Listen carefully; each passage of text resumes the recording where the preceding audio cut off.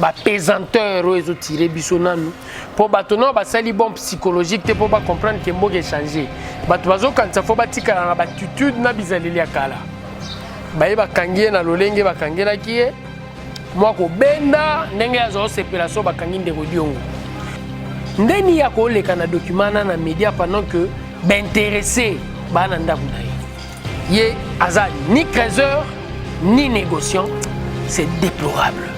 Il faut réellement les politiciens congolais comprendre ce qu'ils représentent.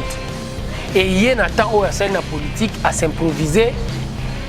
Moto na diamant pour ya wana zo lukela ki gouvernorat. Pour que nous ça nini? Pour que nous vendre la diamant na sankulu. Toi na problème on a kacha mboko yo pesanteur. Ils ont même biso na logique ya gestion à 18 ans calamiteuse ya Kabila. Oh bato ba kokanisa nano na kacha gestion ya mboka faut batambola lokola ba homme fort. Il s'est permis de dire j'ai été arrêté comme un vulgaire vendeur de poulet. C'est malheureux. Waneza manque à respect na Congolais. Voilà la famille, on parle plus tôt. On vieillit, le savoir ne ment pas. Appelez-moi The Game. Gossip DRC News avec Jazz Kavoumi. Hein? On parle plus trop. Presse en ligne. Avec intelligence, avec sagesse, tout ça. Pas trop de polémique. Ce qui on mélange pas les torsons et les serviettes. Hein? Nous on est serviettes, on ne dépend pas des torsions. Gossip DRC News avec Jazz Kavoumi. De belles interviews, de belles collaborations, de belles images. Parole de Fabregas. Appelez-moi The Game. Gossip DRC News. Les boss, ah. Merci Nandenge Boyambi Biso lelo na Gossip DRC News. Place wap to sula makamotali bongo mambamboka. Namandi ça fait un moment oyo. Tu vas sur bien ndeko dia banzate, mais l'autre zongeli pe santé déranger que to zongela. Tu vas me expliquer sur mon belé sur les cas na mboka. Namandi dans émission na biso na sujet oyo. Tout le monde dimanche passé arrestation il y a honorable Lambert Mende Ouazebongo ministre Sorobenge honoraire il y a communication et en même temps sénateur Soussou et Yamboka Nabiso de Bongo trouvé tel selon Boni. Bien. Tout le monde a bongo arrestation il y a honorable Lambert Mende. Je expliquer monsieur Zali Cambonine attaque analyste politique et puis secrétaire honoraire à IDPS. Les faits, Ezali Bosso en premier, de la mère Mende, le ministre de l'Intérieur a reproché qu'il a un diamant dans ma boku et diamant est à 87 carats. De la mère Mende, a ni créateur, ni négociant, ni comptoir. Aza biloko wana te ba trouver ne loko wana na kati ya ndaku. Ndengwana ministre intérieur s'était dit c'est d'une manière frauduleuse que a se retrouver na diamant na maboko na kati ya ndaku na ye. Et dimanche jour oyo ba service à l'été ça l'a raté. Na kombo ya flagrance bakiti na ndako ne po bazoye babenda ye leçon liboso retiré na likambo wana eza Menda Bundela à aucun moment état de droit et net Bundela état de droit te malgré biso UDPS to yé po na état de droit ba pesanteur ozo tiré biso non na se et sali ba pesanteur ozo tiré biso nanu pour bato non basali bon psychologique te pour ba comprendre que mboka changer bato bazo kanisa fo batikala na batitude na bizaleli ya kala baye bakangie na lolenge bakangela kie moi ko benda ndenge azo sepela so bakangi ndeko diongo ndenge azo sepela so bakangi ndeko muyambo ndenge azo sepela bakanga réellement bandeko o ba ome ko pesa point de vue, j'ai dit très bien point de vue sur le plan politique ou est contraire n'intérêt à groupe na bango bazai ko gérer na kindoki et ba benda kié ba kenaye chemise na écoute ya sike komi akala na ndenge ba ko benda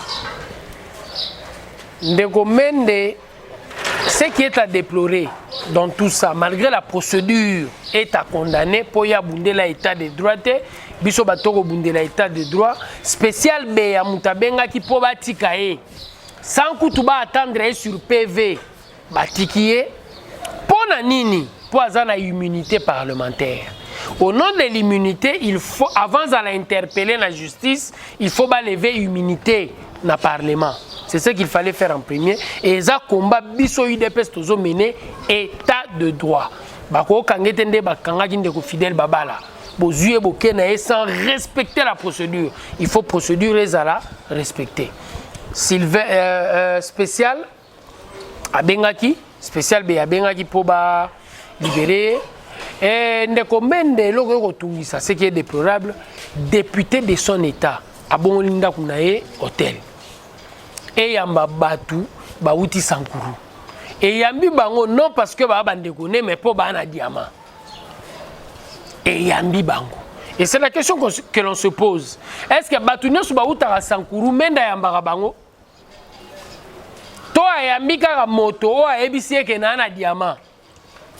Ligambo lisusu okamwa mutu azoleka na télé 50 na émission mbalaka tana Jamarika Samba pour la kisa permis ya ba créseur na dokiba ya ba négociant du type B ou type A tant mutu oleka na média ezaye ndeni ya ko oleka na document na média pendant que b'intéressé ba na ndako na ye azan ni créseur ni négociant, ni comptoir. Bien sûr. Bato ba défendre que diamant o bokangeli mende za ya yete za ya biso eza banani. Bato ba tiena ndako na ye. Mais c'est quoi to ngapena nous toyeba est-ce que il y a un problème so par exemple honorable Mende aza en même temps politicien il va taper dans ça ba commerce à diamant. Est-ce que mabe akoki kokota na trafic te aza député musala na eza ba loi ba futela ke yango il ne peut pas se permettre ya kokota na trafic à diamant aza commerçant musala na eza commerce yé député musala na eza députation donc à ça l'effort ya ko imaginer qu'est-ce qu'il faut faire pour le loi de la République et avancer ako vendre la musala wana te il y a en tant que député à s'improviser trafiquant, il y a diamant. On n'a ni permis à la créseur, ni permis à la négociant. Mais à notre grande surprise, il y a un qui diamant dans les réseaux sociaux. 87, ils sont nini à la qui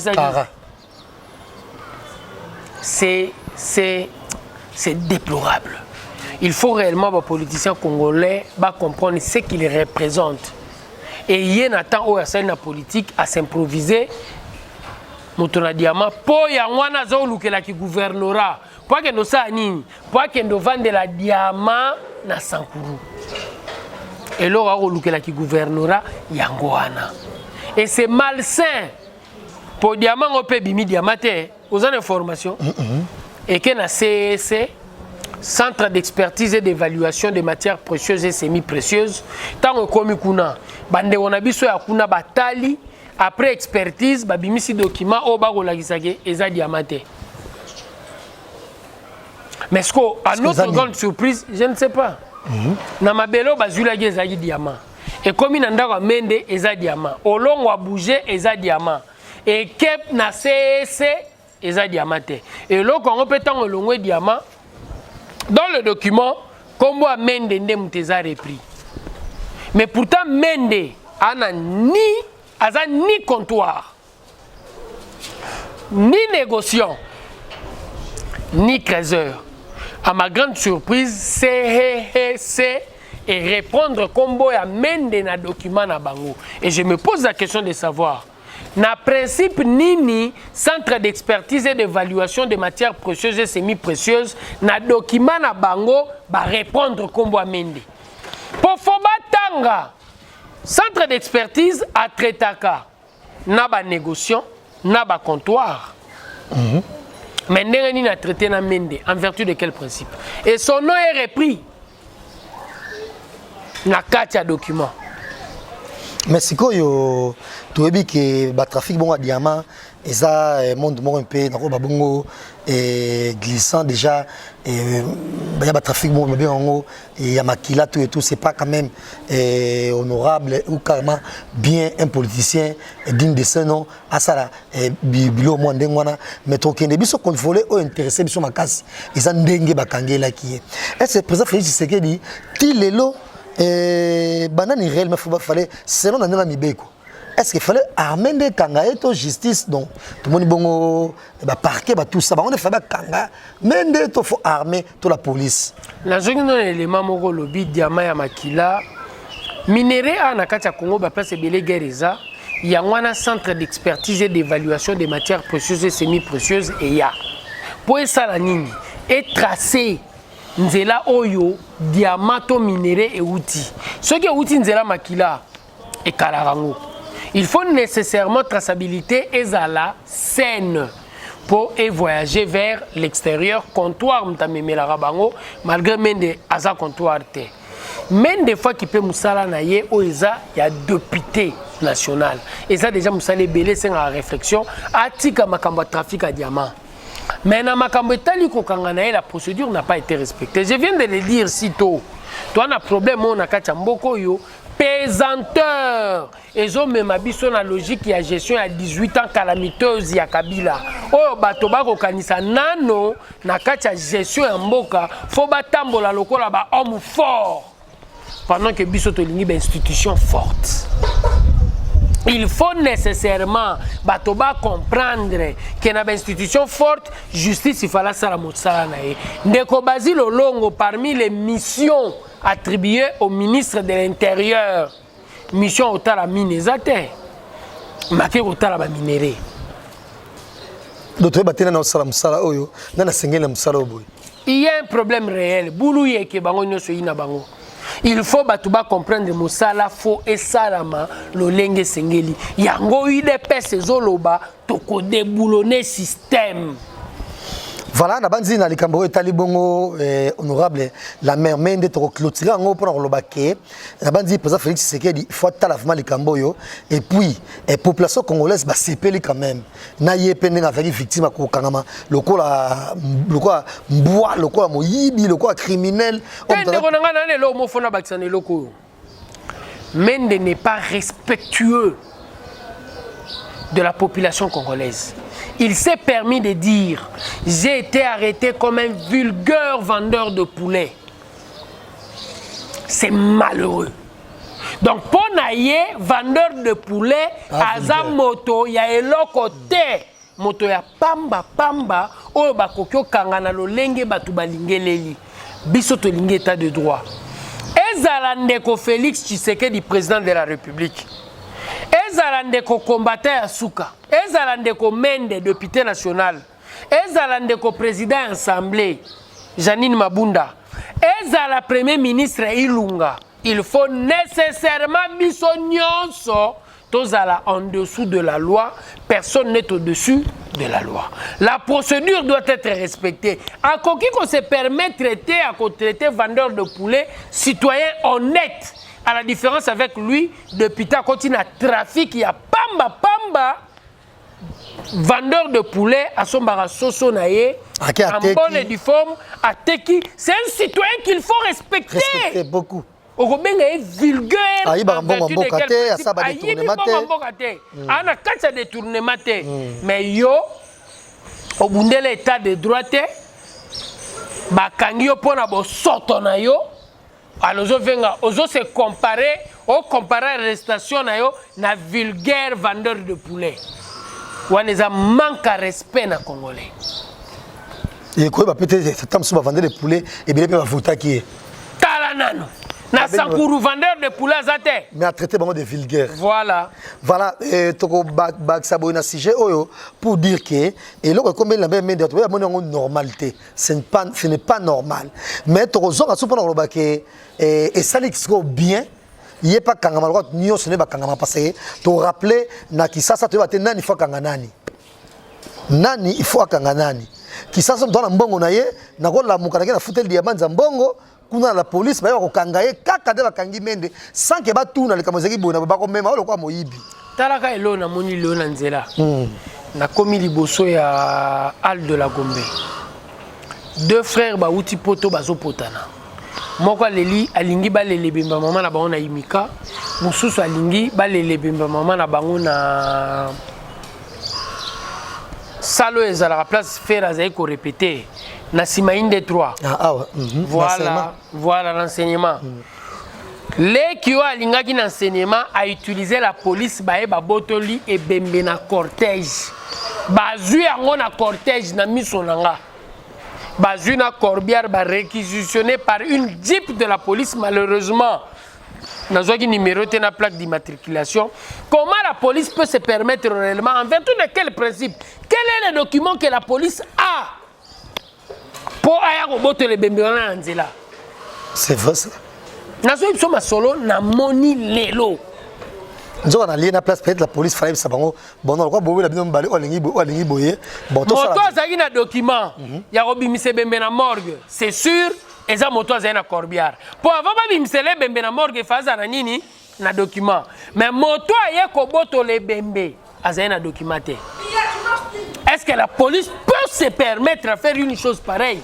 Toko déboulonner le système. Voilà, il y a un le président Félix Tshisekedi atala pas makambo parce que trop c'est trop. Et surtout, si on a bon mende, à combien fort raison, au niveau mende te nabozu bien sûr. Pour Moutoko, ça n'a pas na vie moyenne, mais il est très serré dans sa vie. Tout le monde a retourné qui ça, Moutoko ça na mbongo, fout monde dans la police, fout monde na banamour, tout armé, bako kangaye lokola et le côté lokola Moutounioso. En tout cas, président Félix Tshisekedi ata et loko wana. Déjà, tous ont un mibeko sarayamboka, nous faisons convocation. Que yaka lobi on se présenter na bureau boy. Peut-être ce muto bomi muto ko sa maître. Ne bako kanga mutu na modèle wana. Na flagrance kaka balendo kanga moto na lolenge sengeli. Ce qui flagrance ezali. Et Basile Longo a betaki sur la flagrance par rapport à Mende et Ngaïn et l'oro na monango indécent. Mende en tant que député national à Kokiokota na trafic té à Kobongola ndaku ne hôtel té. Est-ce que Batunio ba utaka Sankuru to comptoir. Voilà, Batunio ba utaka Sankuru ba vanda na ndaku na e. Somme ta uti Sankuru ndako revendre zanda kwa Mende. C'est la question qu'il faut se poser. Mutunio so utaka Sankuru vanda wana to tanga moni diama bongoli ndako na comptoir. Na comptoir a bongoli yango hôtel. C'est malsain, c'est indécent. Azad député à se respecter. Voilà, et yango toko souk ça prend le président Félix Tshisekedi atala la police a zongé la système ya continue de la battre convocation. Système on est faisant phase de convocation. Parce que ça moyennant $20 mutako là sa père de famille mutako là ça un responsable na poste à la police car pas penser que $20 après ça $50 c'est malheureux entre ya biloko oyo entre président Félix Tshisekedi abo on peut aller sous ma casse côté wana s'il faut qu'on déboulonner ba police ba dignité toujours zela même magistrat en tout cas c'est pas normal dans dit et le réserve bon pour ya côté la petite ma casse donc il deuxième si j'ai maintenant il y a émission comme ça lelo et il y a accord à président et il y a papa Tshisekedi, c'est confirmé. Les 30 Korezawa, Tshisekedi de heureuse mémoire, à Pessi Congo, élément essentiel, les sens, il y a sacrifice. Il y a se sacrifier dans les Kambozo Sala, il y a revendiquer, il y a na foi pour Baba Kyungu na Katanga Lobi. Tant Tshisekedi a zoloba, UDP c'est comment na pouvoir sans mandoki. Il y a eu des moments dans Katia Kombo, ngai mutuna robeta lisolo na zwa doute. Est-ce que tu comment on a pouvoir sans mandoki? Po baninga na nganyo so bazwa isangai. Po na oza pouvoir basimba mandoki. Na Afrique jamais. Mais l'UDP est arrivé au pouvoir sans eboma mutu moko. To boma mutu te, to komi na pouvoir. Et Tshisekedi de heureuse mémoire a cru na likambo wana et puis azubo moina ye apesi na lolenge wana ya kosala azali na attitude ya mutu azoyebisa bato peuple appelle ça à pouvoir. Peuple appelle ça à pouvoir. Tobundela, peuple appelle ça au pouvoir. Et nous, l'UDPS, nous sommes arrivés. Et nous avons passé. Na 37 ans à combat na biso, nous sommes tous allés à Bokondi na Kachamboko.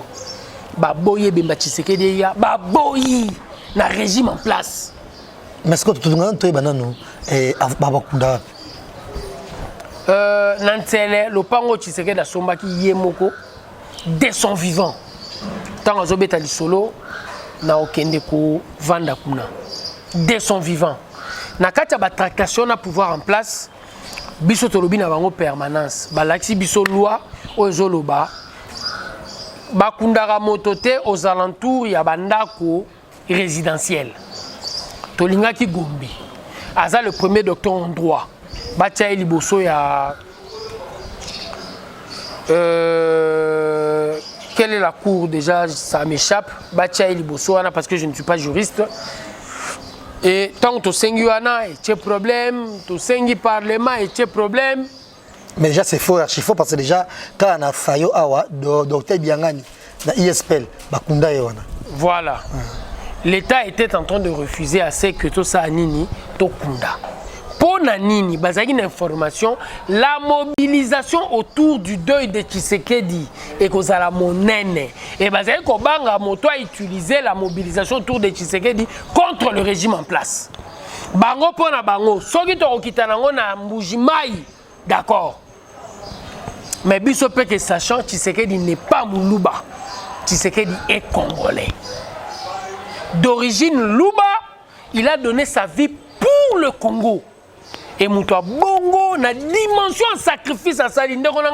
Et ça, sacrifice, que ça a jeté. Les gens en parlent de fois, pour te barater, pas si caractérisé combat Moutouana. Il s'est sacrifié pour ce pays. Il s'est sacrifié, je l'ai dit. Il s'est sacrifié pour ce pays. Nangongo, yo, mon a eu des PC, Dindi na molili. Ya Monia Ipsibiso, Bossi Mamando quitté. Tokoza pouvoir pour na Sun City na makambo basala kibiso na Kabila Ruberwa Bemba tolobaki to Simba Mandoki alobi te tolemi ndenge nini nga nazo paraître plus jeune que vous vieux mais je n'ai pas peur, je crois à ce combat tokolonga et lelo tolongi sans si à sacrifice wana ce n'est pas n'importe qui en a besoin. Il y a réellement ba Congolais baya événement na eza événement yo ko sangisa biso Failou Moïse Katumbi ceux qui peut bemba zalaki o ngoro zala bien bango yonso baya. Mais c'est si moi les putes zeba de somba déjà ba bon c'est déjà tam soso les putes organisation ezali et na kati organisation bazo sala chapeau polo et autres non surtout au tekama. Voilà bandi ezali kanismo madame pesa journée moya sengo mingi keza journée moya mawa mesiko yo tolela. Pour biso to kokanisa o nyonso sala ki lokwa sacrifice na bato to perdre na kati ya combat pour na episode de konanga yes il y a des amis au monde to vai no boy nazalaki ne bokene marche tom supoke zo na ndaku mais bokene marche akufi pourquoi ya teka quoi ya akufi vie ezali susu ta komi inanimé to moni bato bongo mutu bolene ngo basikoyo bake batumbiye aziki pour na combat oyo pour lelo Failou aloba sans pas déranger mutu pour lelo basala chaîne ya 1000 collines oyo balekaka po batiser tribalisme na combat victimisation oyo bayiba biso résultat bakoleka na RTVS bafingi na ekolo moko na kati ya mboka oyo moyena beta masolo ya ekolo bako fingi zate ponga na imo lubate na imo Congo bafingi bako finga mais en aucun moment bako déranger bango po bakachono so aner to kanga et dans tout ça kacho aner oui mais to télémélande état de droit et quand on le bibongo mambo ko maso kende ndenge sengeli ko kende voilà to na 5 ans gestion ko yo likamongo isa dans office nini entre Jama Kaboun na Mokoko qu'est-ce qui se passe? Mokoko aza combattant ya bandakala aza combattant Moukiete, c'est quelqu'un qui a lutté dans ce combat ngayo yo na koloba na kutie na lutte très très jeune abandi baner. Jean-Marc Kabound, le secrétaire général, faisait intérim du président, qui était dans le parti. Asali peut sacrifice peut permettre au parti et comment réellement le pouvoir. Mais quand il y a eu des pèses, il va dire un élément moko kaka. Liberté. Et dans combat liberté, une partie de la liberté, c'est la liberté d'expression. Fils a un droit, il a coupé sa position, et ce qu'il a d'accord. Jean-Marc, malgré qu'il m'a conduit, a à peine droit à couper sa position, et force n'a pas vendu. Du choc des idées, lumière va jaillir. Oui, c'est ça que nous devons comprendre. Tout la Nanzela, fils Moukoko, tout la Nanzela, Jean-Marc Kabound, Makache a eu des pèses et vendu. C'est normal, quelque chose de plus normal au sein du parti. Mais pour ton information, Jean-Marc Nani, fils Moukoko, a déjà au Koutana, la permanence n'a Jean-Marc. Mais moi, nous pouvons dire majorité.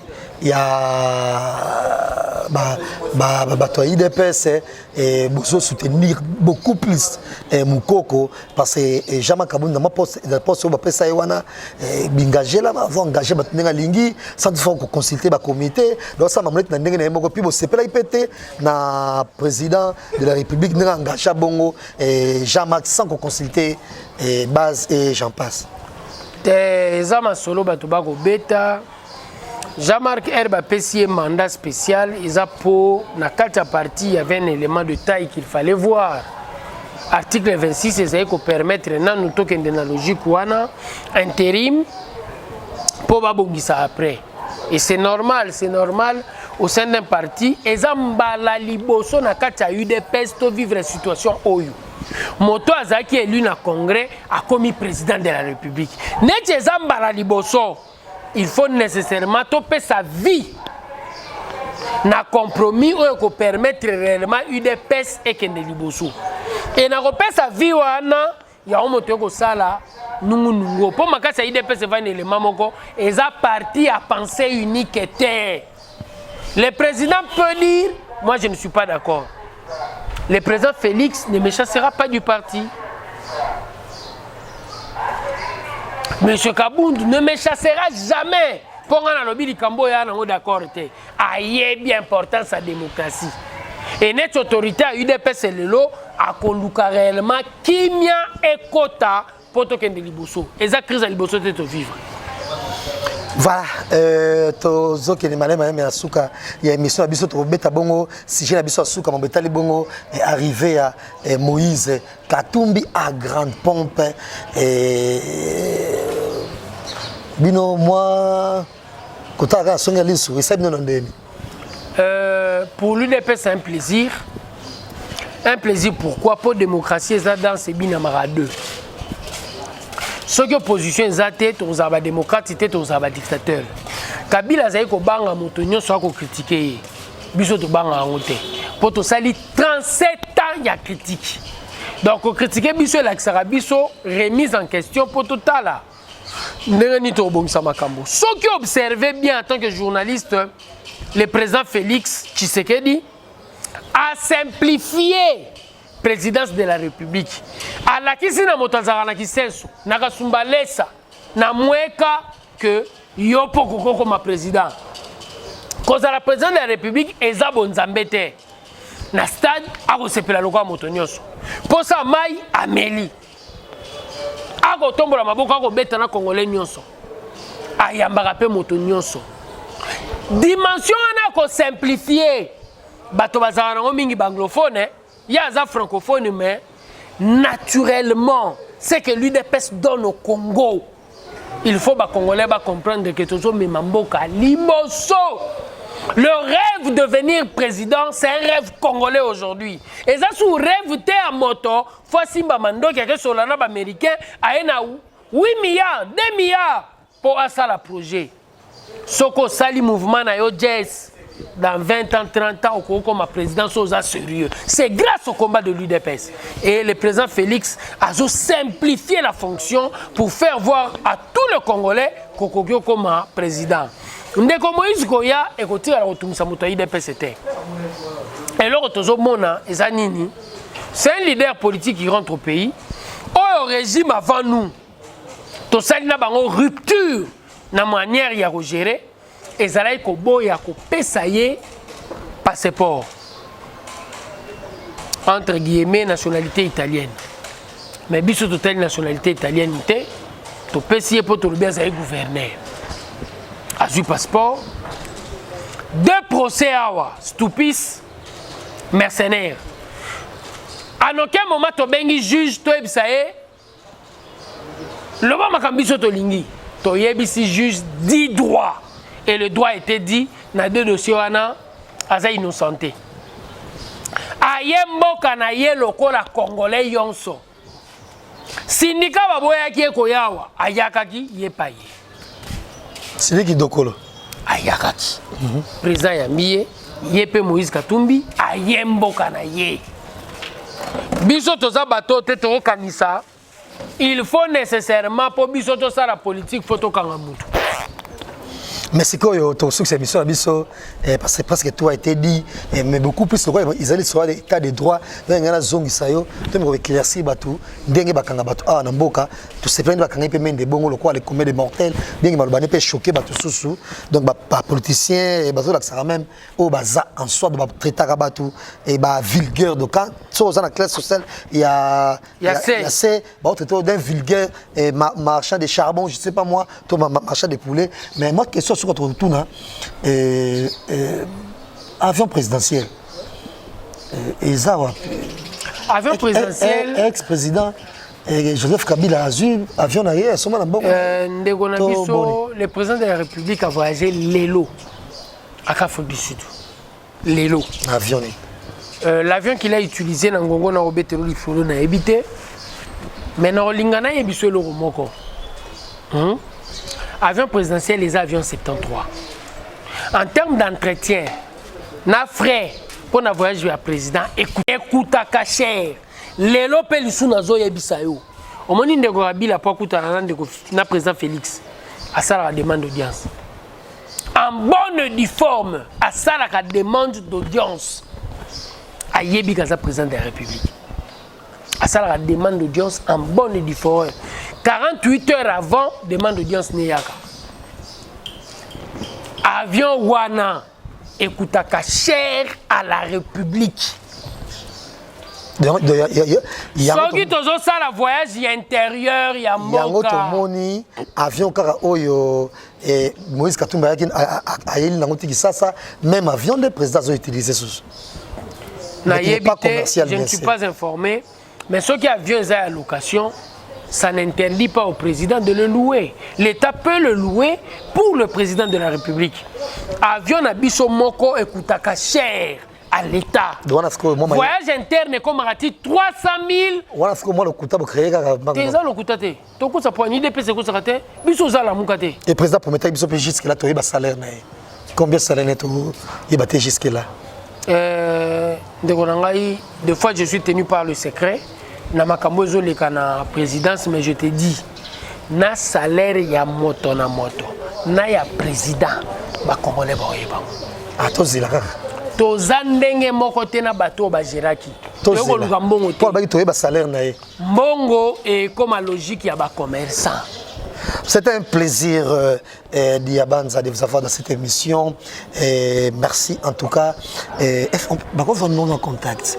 Parce que vous avez moi encyclopédie et moi mboka ko benga pe tout dans les camboboy bien qu'on a réseaux sociaux oh yango nde Donald Trump a utilisé pour le président to robongisa yango pe Moïse Katumbi a utilisé pour faire croire na ba congolais que ba gagner biso pour ba gagner les réseaux sociaux ba gagner ba chaîne union saminene nazoye ba pe que le colon Rolanda. D'ici là, nous avons les réseaux sociaux. Contact dans 085 22 65 005. Mais ce qui est bel et bien vrai, Tokolanda pe ba réseau pour communiquer avec les Congolais beleto la kisabango, c'est que nous valons nous l'UDPS richesse au toujours régorger pour to comme ça Congo un paradis. Voilà, nous arrivons à la fin de cette émission. Moi qui serai à Sougara et Bongo Kaka, dites-nous le Martin Fayol Lobby à Malam. Semaine passée. Tous ces derniers mots, nous avons sali à malam. Martin Fayil. Toi, lobby à malam.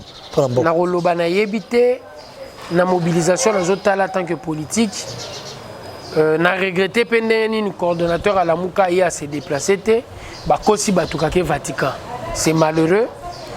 Et en plus, y a malamu. Aza n'importe qui te, aza opposant nene. C'est nouveau Papa Etienne Tshisekedi. Voilà, merci. Te muta ko remplacer Tshisekedi à sate. Komi ko sate na ipsa.